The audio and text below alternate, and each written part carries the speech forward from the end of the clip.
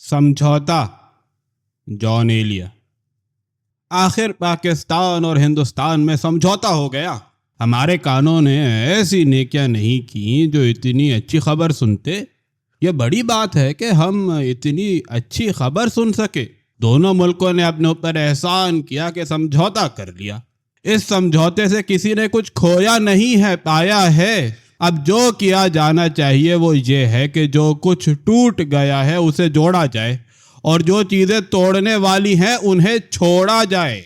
सोचो तो सही, क्या ये भी कोई होने में होना है कि हो और ना होने के लिए जमीन और आसमान एक कर दें? वहशियों की तरह एक दूसरे से टकराते रहने में आखिर कौन सी भलाई है? इतनी बार टकरा कर देख लिया, भला क्या पाया? एक दूसरे के हाथ तोड़ने की कोशिश में क्या हाथ आया? मैं पाकिस्तान और हिंदुस्तान के बारे में सोचता हूँ और अपने सर के बाल नोचता हूँ। वो लोग कहाँ हैं जो इन्हें समझाने की तरह समझाते और जो मनवाने की बात है उसे मनवाने की तरह मनवाते? अभी वक्त है, तुम अपना रिश्ता जानो और अपने आप को पहचानो। अभी वो नस्ल जिंदा है जो एक दूसरे को झिड़क सकती है और पहचान के छाछ में एक दूसरे को भटक सकती है। ये नस्ल खत्म हो गई तो फिर दिल्ली को लाहौर का हाल पेकिंग से मालूम हुआ करेगा और लाहौर को दिल्ली की बातें मास्को के लोग बताया करेंगे। उन आवाज़ों का गला घोंट दो जो दुश्मनी भड़काती हो और उन बातों का मुंह बंद कर दो जो एक को दूसरे से लड़ाती हो। वो लोग जुनूनी और खूनी हैं जो तुम्हें उनके खिलाफ और उन्हें तुम्हारे खिलाफ गुस्सा दिलाते हैं और रिश्तों की मिठास को कड़वाहट पिलाते हैं।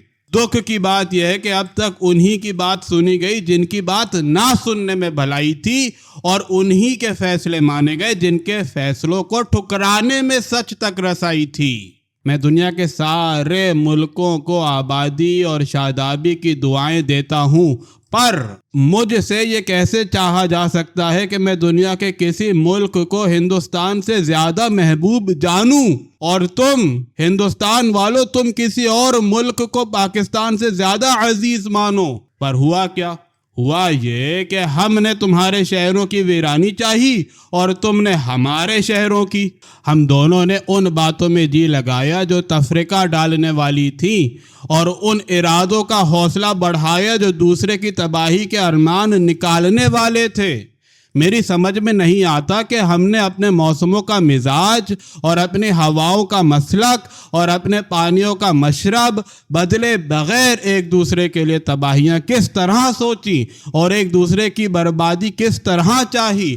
हमारे मौसमों, हमारी हवाओं और हमारे पानियों ने हमसे क्या उम्मीद रखी थी?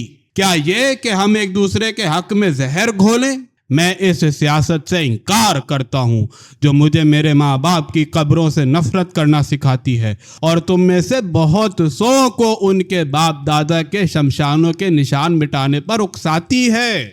उन दोस्तियों के बंधनों ने मेरे बाजुओं पर नील डाल दिए हैं जो तुम्हारी दुश्मनी में परवान चढ़े। तुम भी यही कहो कि हमने तुमसे रिश्ते तोड़कर जो रिश्ते जोड़े हैं उन्होंने हमारा दिल तोड़ दिया है। यहाँ और वहाँ जिस सियासत को अपनाया गया वो तारीख को खार और तहजीब को ख़राब करने वाली सियासत थी। जिस हिकमत अमली को अपना चकला चलाने की खुली छूट दी गई वो तारीख के ज़मीर और तहजीब की रूह को रुसवा करने वाली हिकमत अमली थी। उसने इधर वालों का भी मुंह काला किया और उधर वालों का भी। क्या अब ये हो सकता है कि तारीख के ज़मीर और तहजीब की रूह को इस हिकमत अमली की गंध से बचाया जाए? कौन कह सकता है कि पाकिस्तान और हिंदुस्तान के लोगों को सचमुच होश आ गया है? कौन कह सकता है कि ये दोनों इस भेद को समझ गए हैं जिसको ना समझ कर अब तक जो कुछ समझा गया वो धोखा था और जो कुछ किया गया वो धांधली। 26 साल हो गए हैं, ना हिंदुस्तान चैन से है और ना पाकिस्तान, ना इधर वाले सुखी है और ना उधर वाले। क्या आज़ादी का यही फल मिलना था? झगड़ालूपन छोड़ दो और एक दूसरे के दुख दर्द को समझो और यकदिली के रास्ते पर चलने की कोशिश करो। पास आओ कि इसी में पाना है, दूर न जाओ कि इसमें खोना है और बर्बाद हो जाना है। और हम तो बस ख्वाहिशें रखने वाले हैं और ज़िंदगी का जो मज़ा भी चखाया जाए उसे चखने वाले हैं।